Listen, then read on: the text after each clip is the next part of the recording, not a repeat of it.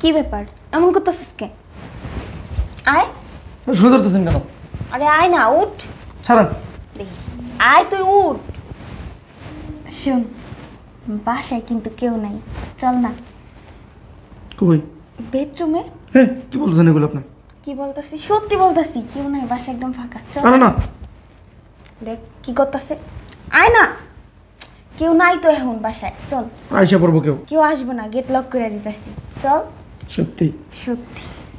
বিশ্বাস করেন ম্যাডাম, আপনাদের বাড়ি যখন আইসি না প্রথম, আপনি দেখার পরে আমার শরীরের ভিতরে জ্বর তুফান শুরু হয়ে গেছে, বুঝছেন? আপনি ছুঁইতে পারতাম, ধরতে পারতাম। ধর। চিমটি কাঠি আপনিই তো।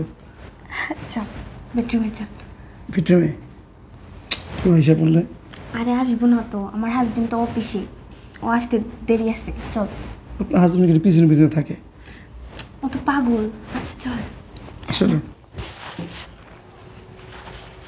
স্যার কি করতেছেন?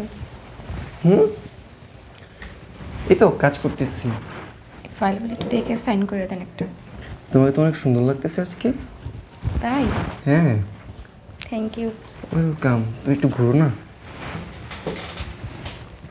আজকে কেন জানি একটু বেশি সুন্দর লাগতেছে। আপনি সবসময় বেশি বেশি বলেন। ধুর, তুমি যে কি বলো না। চলেন না স্যার, বাইরে থেকে ঘুরে আসি। যাবা? চলেন। দাঁড়াও একটু। হ্যাঁ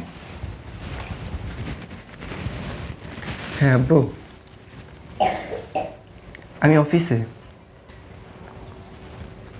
আচ্ছা ঠিক আছে, আসতেছি আমি।